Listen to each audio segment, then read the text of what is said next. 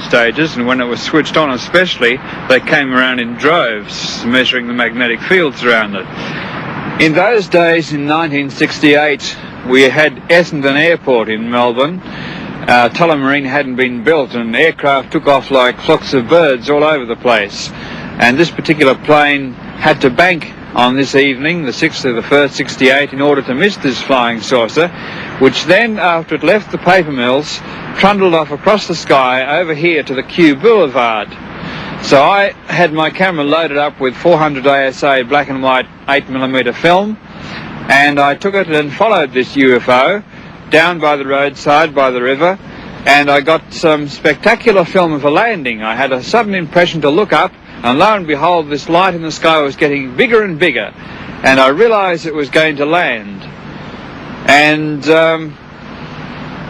it did land, but I was so surprised, because watching a UFO land isn't any normal event. I was so surprised I didn't get a picture of the first landing, and just as well because this was a landing by the men in black, what we know as the negative flying saucers. But after I'd recovered from my surprise, I did get enough gumption to photograph the second UFO, which came from Ashtar Command, which was in hot pursuit of this first UFO, and this is the one that landed in the movie film I took. Now, 10 years later, this is the spot where the flying saucer landed, and I revisited the location, and this is an approximate angle of what I shot on my movie film 10 years later on today.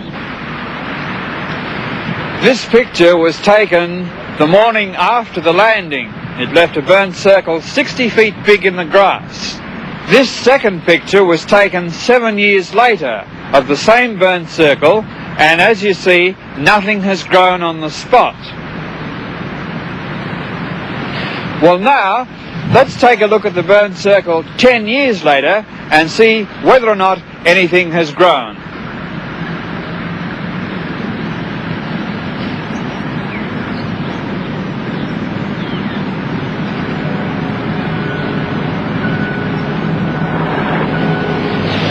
Yes, well, this is the burnt circle. A lot of flying saucer landings leave burnt circles, and nothing has grown on this one since the original landing on that particular night. And over the years, we've come back to the boulevard and checked this area and found no growth on the burnt circle. Along with Shaver, Colin Cameron claims to have had contact with the subterranean Deyos and Teros here in Australia. This belief should not be dismissed too lightly. Ray Palmer came up with some astonishing details about Shaver's experience. I think Mr. Shaver, well, he originally claimed that he spent 8 years in these caves with these Deyo and Tero people, T being integrative. And I discovered later, much to my embarrassment, that he had spent these 8 years in the Ypsilanti State Hospital for the Insane in Michigan. I contacted the doctors, and they said he was catatonic. He lived in a world, they even had to feed him, in this imaginary world of his.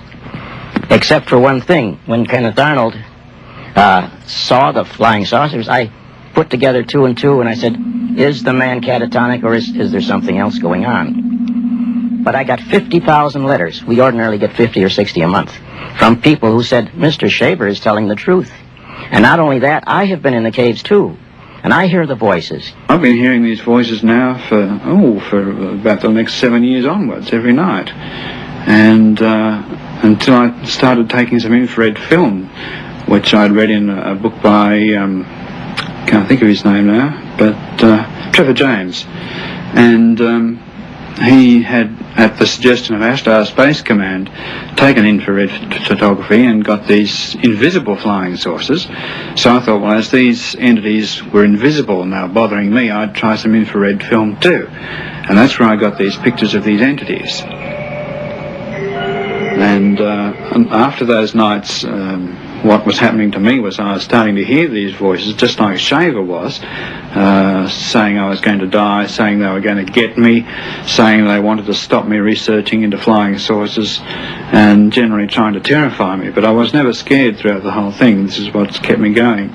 Brilliant brains, including Nobel Prize winners around the world, are still puzzling, not are there UFOs, but what are UFOs? We talked to Klaus Nobel himself.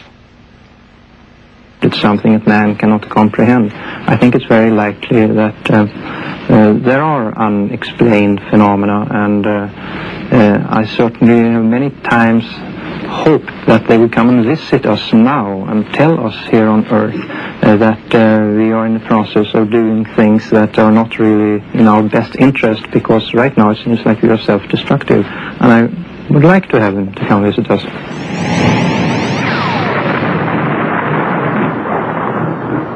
My personal opinion today is that the flying saucers exist in our atmosphere. They are intelligently controlled, that they do convey or carry people just as real as you and I, except in a different sense. Personally, I'd say I'm an agnostic, if one can apply that term to the subject. I've seen many reports. Some of them are definitely weird, but until I see one, I don't believe. But I'm not going to say they're not there. Well, now, what are we to think of this kind of phenomenon? People claiming to see things such as I did. There were 38 of us, and we all believe that we saw it, but of course we don't expect other people to believe us if they don't want to. And I have very little time with the attitudes of traditional science, which behave much more like religious dictatorships in many instances than they do like open-minded scientific communities. We have to have 15 million witnesses before anybody's going to look into the problem seriously? Why, this is utterly fantastic. This is more fantastic than flying saucers or people from Venus or anything, as far as I'm concerned. If 15 million people did collectively see something like this flying over a major city, as here in Perth, Australia, experience leads us to believe that there would be a complete breakdown of the social order, like the riots in New York when the lights went out. In the MGM film Soylent Green, we get a taste of the chaos the future may hold.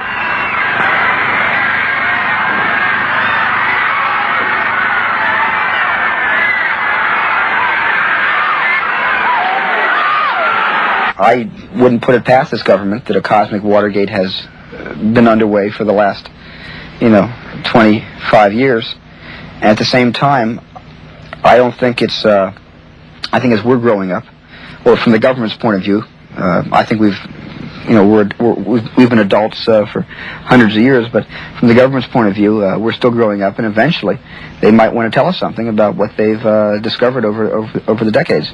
There is a rumor that was in U.S. News and World Report a number of months ago that Jimmy Carter might make some unsettling disclosures about the UFO phenomena sometime in December. It's perfect timing. I opened my movie in December, so it's perfect timing. There's a shyness and a reluctance on the part of many witnesses, and understandably so, against reporting, because too many have been ridiculed and life has been made somewhat miserable for them. But at the Center for UFO Studies, both in the States and in Australia, it is our standard practice never to use a person's name without their specific permission. So if any of our viewers have what they feel is a valid UFO experience and have not reported it, by all means, I would say it is your scientific duty to report this, and with the assurance that your names will not be used without your permission. A graduate nuclear physicist in America felt it his duty to report a sighting he shared with 12 other people. Perhaps he will prove, in the light of future events, to be the most credible witness of all. This rare official document was signed by the then governor of the state of Georgia, now the President of the United States, Jimmy Carter.